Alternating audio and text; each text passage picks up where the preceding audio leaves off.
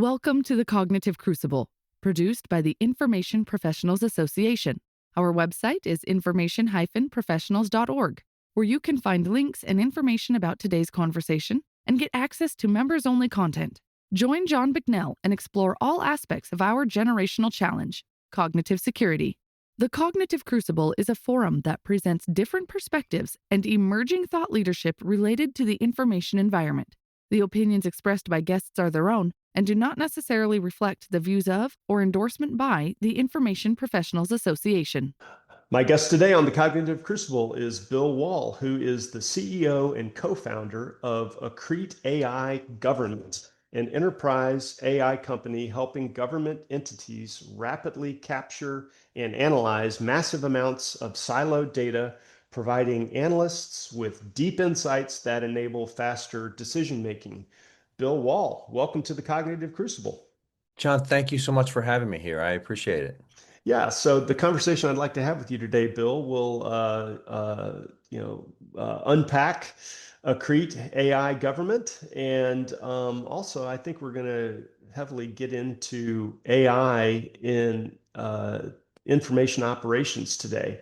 But before we get into these topics, could we please start by getting your assessment of our strategic landscape, or if you prefer, the times in which we live?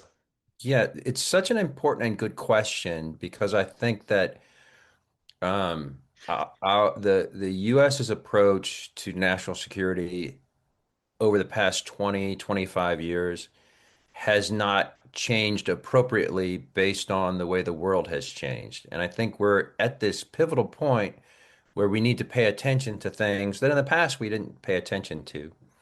And I'd like to kind of describe it this way. You know, we all learned that the levers of national power are found in the acronym DIME, right? Mm-hmm, mm-hmm. Diplomacy, information, military, and economic.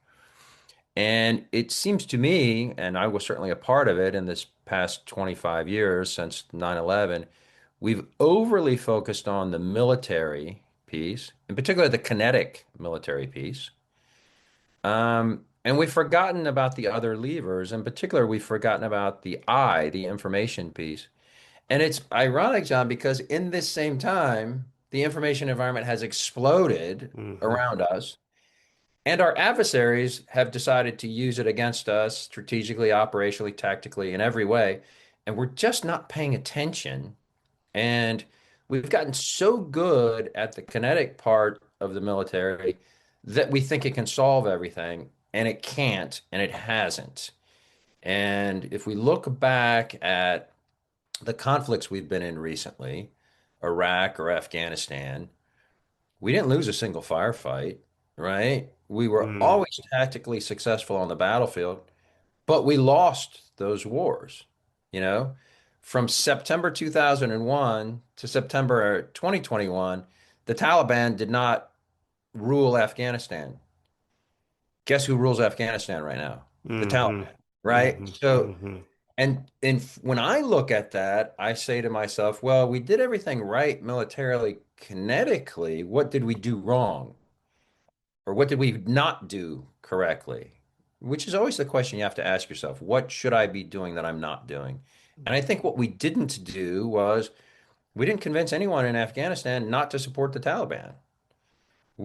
We allowed the Taliban to message the local populace in any way they wanted, and we didn't have really an effective understanding of their messages or an effective understanding of how to counter their messages.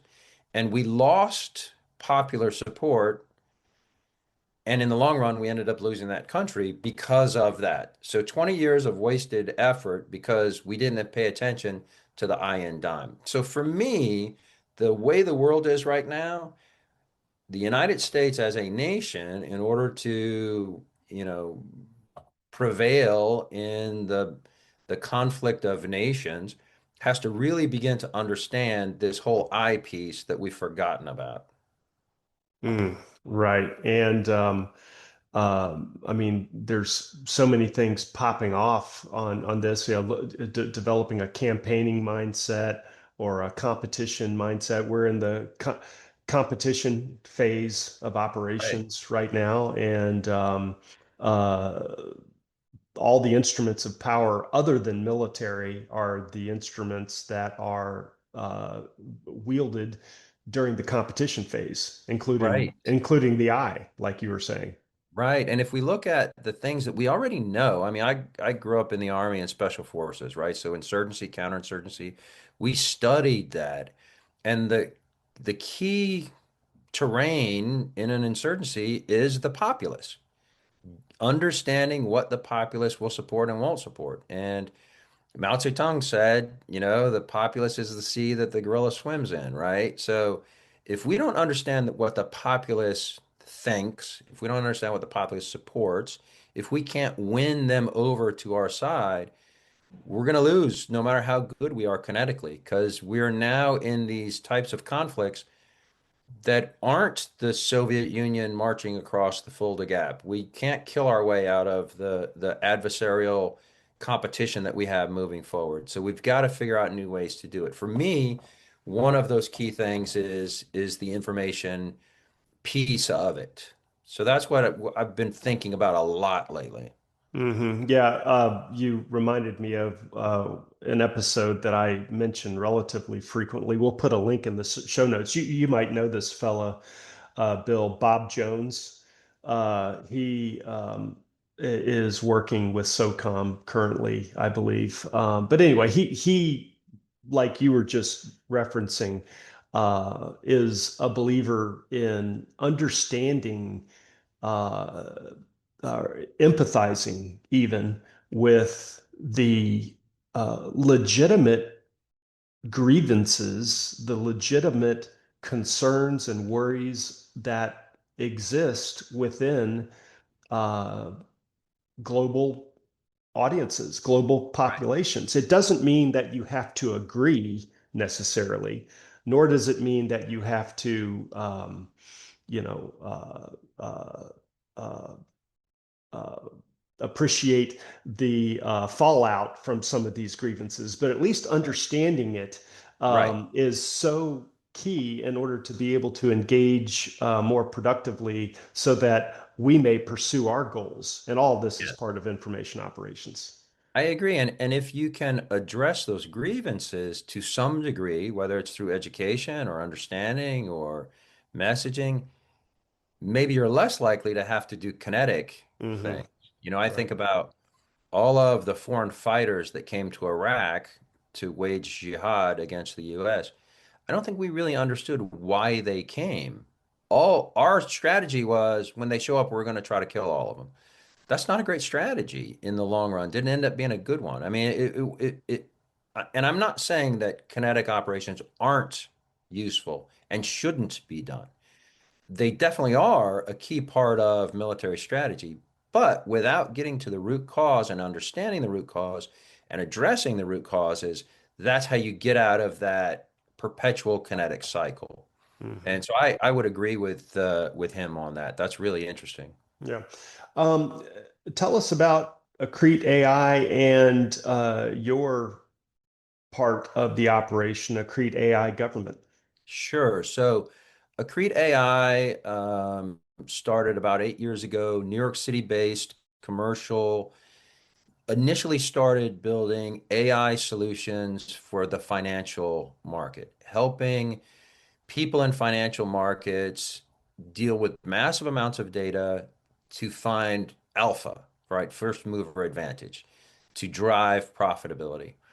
And interesting modeling at the time, there was a lot of work being done with quantitative work, algorithms, and it was all about speed, getting faster than anyone else. And um, about 6.5 years ago, we looked at, or Crete looked at, maybe there's a market for us in the government. Maybe there's something for us to do. And honestly, the guys at the time didn't know anything about the government, and but just kind of thought, hey, maybe this AI thing will catch on, and maybe there's an opportunity. So our kind of worlds connected somehow, and we started a subsidiary about 6.5 years ago, and started looking at how could we take some of these commercial AI capabilities that were nascent at the time that we were developing, and apply them to some of the government use cases to help the government. do things better, faster, quicker, in all those ways. And so that's how we started. And we started looking at some unique problem sets that we thought we could solve. Hmm. First one we looked at was foreign ownership control and influence, which is a massive analytic problem that most military analysts it's very hard for them to solve because you're looking at commercial entities. You're Do you looking at, think do you think you could back up a half a step and yeah, just give the so what on it's foci, right? Foreign owned yeah, control, and yes, then what? yeah, Why does that absolutely. matter? What is it? Why does it matter? Sure. So foreign ownership control and influence, the government's trying to look at the ownership of a company or the influence of a company, a commercial entity that may appear to be US owned or may appear to be a US company, but kind of you peel the layers back and a foreign government has control or influence over that entity, and therefore it becomes a weak point in your supply chain. Imagine that a foreign adversary government controlled the inputs into sensitive defense software or hardware products, but the US didn't realize it because they thought that, Metro Software Company from, Florida was all US owned, but actually it's not. You peel back two layers of ownership and there's foreign involvement in it. So there's issues of intellectual property, there's issues of national security, there's issues of protection from foreign influence that in particular for key national security systems. Got it. Got it. So that's how Accrete AI got its start. Yeah, I mean, what are some of the broad techniques for ferreting those kinds of relationships out? Yeah, so first it starts with massive data pulls, like Mm, huge hmm. amounts of data, and it's all commercial data. So you're looking at S&P 500, you're looking at investor data, you're looking at the kinds of information that companies have to file, publicly about their ownership and their control and their partners. You pull data from news sources, right? And it's a massive data pull, number one. And then the second thing is building a model that accurately portrays what influence in the commercial world is. So how much influence does a supplier have upon a company? How much influence does a board member or an investor? What are the relationships between companies, joint ventures, subsidiaries, strategic partners? And then how do you measure those and come up with a model that says this company is under the influence of a foreign country, this company might be, this company isn't, right? Hmm. And those were things that analysts within the government were doing manually. Mm. And it would take them about nine months to come up with a final determination. Is that And right? And I oh mean, yeah, this includes like going several layers deep into LLCs and that's shell, right. I guess shell companies. I don't That's really right. know what I'm talking about, except these are But things. no, you've got it right. And These are things that I've heard in spy movies. You know. yeah, and it's even more complicated, John, because this isn't a static problem. It changes over time, every 2 months, every 3 months, right? So And presumably some of these actors are trying to evade detection. So absolutely. there's that too. Yeah. Absolutely. Yeah. So it's a complicated problem, and it ended up being a great problem for us because it's a great AI use case. It's too complicated for humans, um, and it has a huge um, amount of what data analysis calls the five V's, right? Hmm. So volume, velocity, variety, veracity, and value, right? So Okay. trying Yeah. to Yeah. sort through all that. Like I said, when the government was first doing it, it would take about 9 months to come up with a determination. Now, with the help of AI, they can do it in about a week, right? Mm-hmm. And that's huge for them because they can quickly come to determinations. They their people are much more effective and efficient at their jobs, and our nation's security is greatly improved because of it. So that's kind of how we started, and and we still have a strong business in that, but it kind of helped us build our skills of applying AI to some of these analytic problem sets. Got it. Got it. So that's Accrete headquarters, maybe. But so what about the government entity Yeah. that you run? What is it that you guys how are you guys taking that technology and then also So applying it elsewhere? yeah, so we took that initial commercial, financial stuff and applied it to the government's foci use case. So that is Accrete government stuff. And that's how we first started. And then the next thing we started looking at was, again, we took a commercial capability and applied it to a government use case. So this one's fascinating, in Hmm. particular for the IO audience. We took the commercial use case of the recording music industry Hmm. and how they are struggling to determine what talent is going to go viral before it goes viral. Because that's how they make money. They sign an Hmm. artist when they're young, before they have a big audience, Hmm. and then that artist blows up and everyone makes a lot of money. Hmm. So 40, 50 years ago, it was an easy problem. They would take, you know, talent scouts, send them to the cool bars in Manhattan or LA, and they'd watch the bands on a Friday night or a Saturday night, and they'd be like, "Man, this Guns N' Roses, they're going to be huge. Let's sign them to a contract." And when that was the means by which people consumed music, it was an easy way to do that. But now, because of social media, the internet, all the different ways that people can put music out, TikTok, SoundCloud, YouTube, Apple Music, there's hundreds of ways. And Hmm. the volume of music that gets released now, it's very difficult to listen to an artist and say, "Oh, this artist is going to be huge. Let's sign them." So again, it's a great AI use case. Can we understand what makes someone go viral? Can AI help us understand what is influence in social media and networks, and how do networks and activity drive listenership and viralness? And how quickly does this change over time, and are we aware of it? Again, it's a problem that a human by themselves can't solve. You can't sit down and watch, you know, social media and music for 24 hours a day. You'll just go crazy, right? You have to have something help you figure it out. And there are some interesting nuances. So for instance, if I like a song, that's a like, great. What if Taylor Swift or Jay-Z like a song? That's a like, but it's kind of a different kind of like, right? So how Hmm. do you Hmm. characterize that?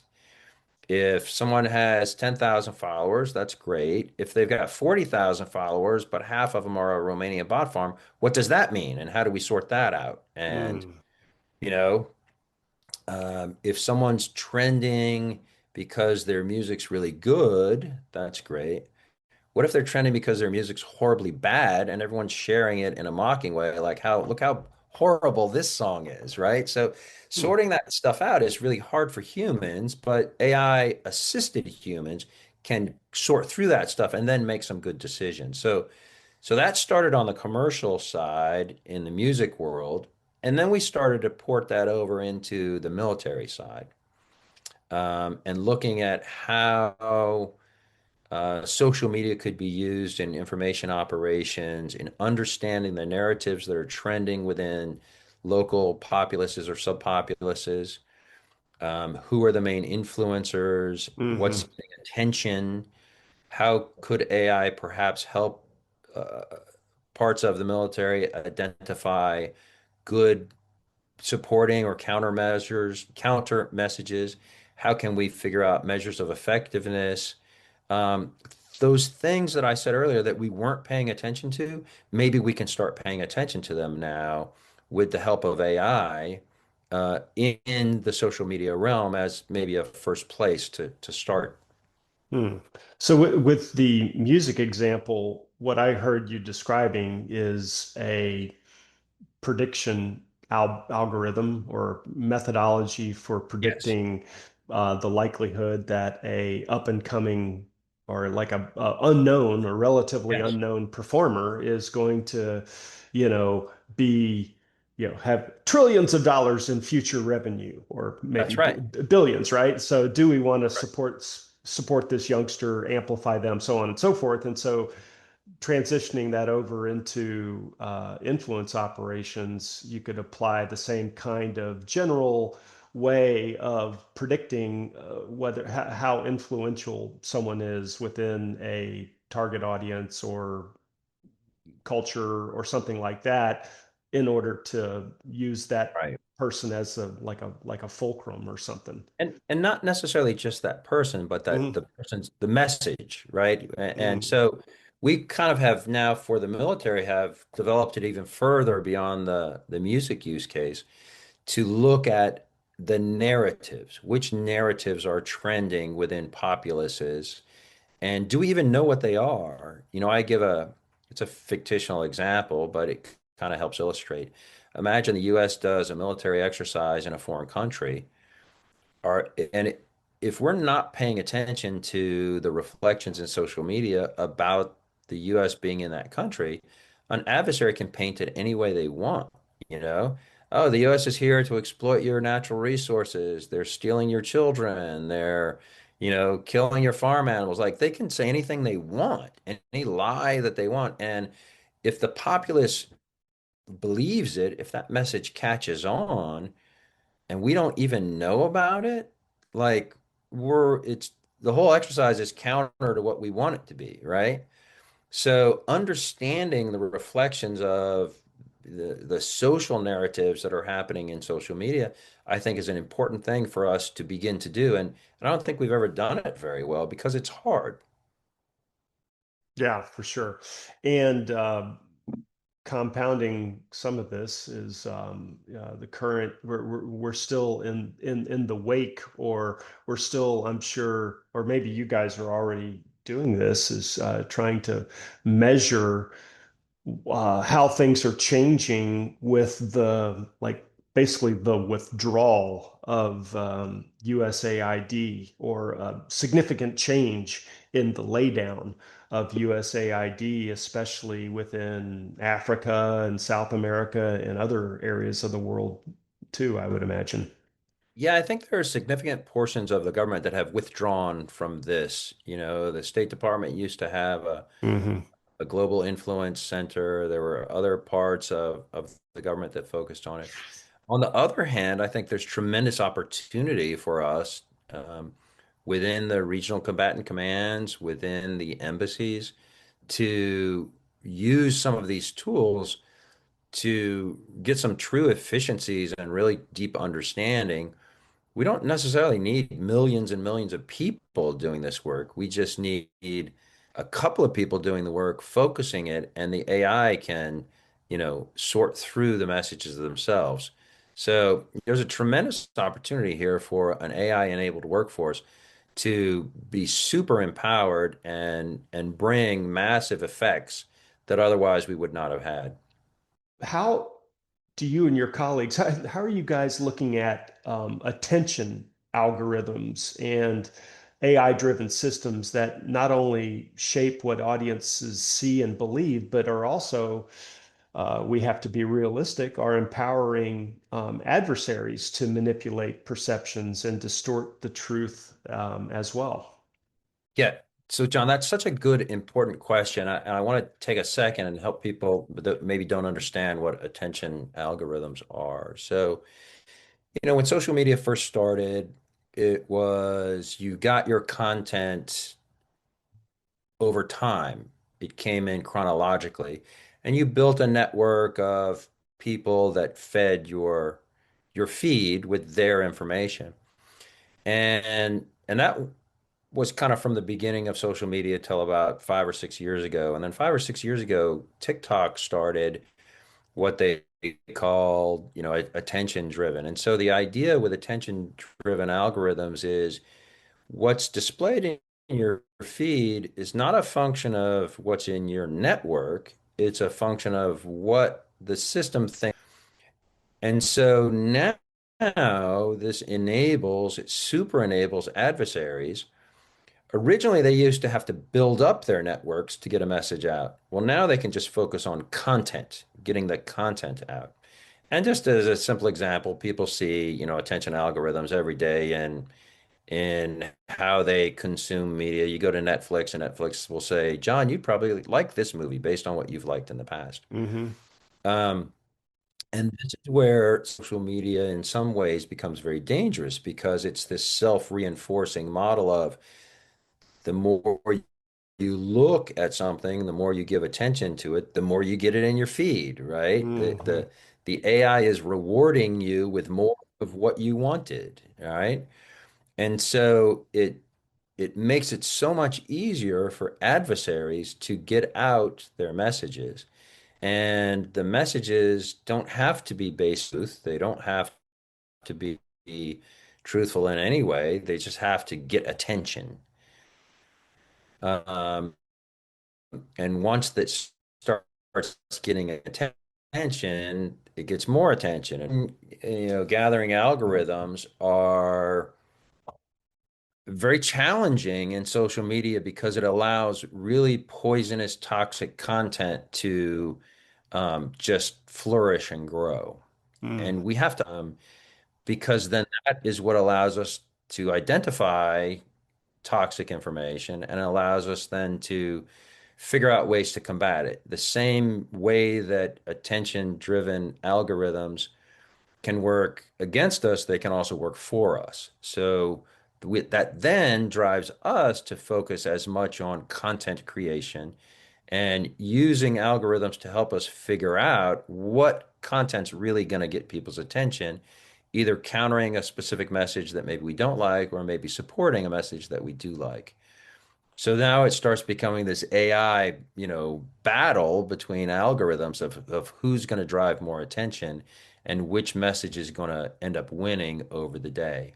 So it's a fascinating problem where it's no longer about the strength of your network, it's about the viralness of your content. Mm. So it sounds like you guys are uh, taking at least two, probably more, but at least two ways of looking at this. And I suppose this aligns back up to Accrete's some of Accrete's original work with identifying foreign-owned companies, but you're trying to apply those same kinds of methods for identifying foreign-sourced content or foreign sourced or foreign born or foreign promulgated narratives, but then also um, uh, identifying, like fresh content that is similar to those narratives and doing that in as close to real time as possible. Is that at all on target with some of what you're doing? I think to some degree, I think, it's maybe a fool's errand to figure out where the content, you Hmm. know, whose content it is. Over time, it gets so washed out that, friendly people are putting stuff out that an adversary started, right? Hmm. Because it gets in their feed and they believe it and they think it's true. And so absolutely, if we can source things back, attribution is always a great thing to be able to say, like, this message started, this narrative started with this nation and it supports these means, these policies. That's always a good thing if we can do that. At some point, though, it doesn't matter. At some point, you just have to counter the message, regardless of where it came from, because it's been washed through the network. It's kind of like money laundering. At some point, it becomes legitimate, right? People Hmm. think it's true, regardless of where it started. So you have to counter the narrative at the same time, perhaps that you're identifying where that narrative came from. And then to take it to the next level, what you want to measure really is, are we changing that narrative? Is our message affecting that narrative? Are people disbelieving it? Are they questioning it? Are they countering it themselves? And which message is prevailing in this, you know, arms race of messages across the world? Wow, yeah, that's cool. Um, I guess I'd like to maybe, start wrapping up just a little bit, Sure. Bill, and like ask you, this is kind of like a what keeps you up at night kind of a question.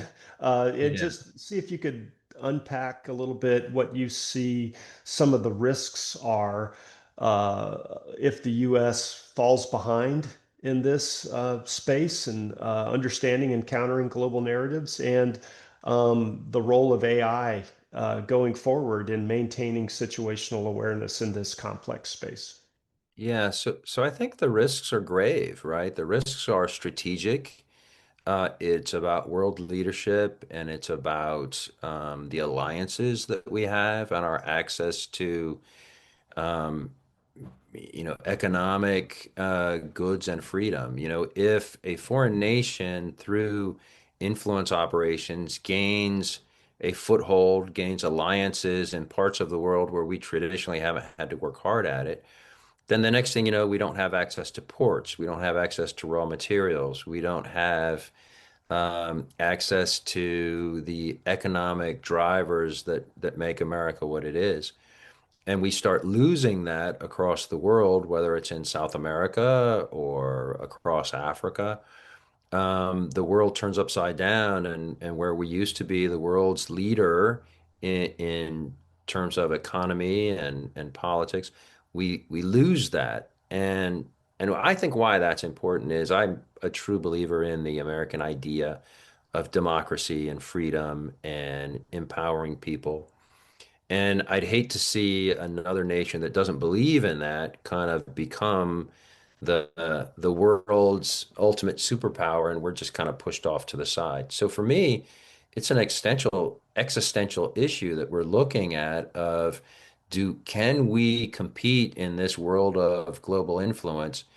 And we used to do it really well. It's funny that after World War II, when there were two competing systems of democracy and communism, it took about 45 years for communism to die because our influence operations were really strong and it was values based and it went into the world. And, the message to the people behind the Iron Curtain was, you know, America's Levi's and rock and roll and Coca-Cola and freedom. How do you like standing in line, for your bread? That's And right.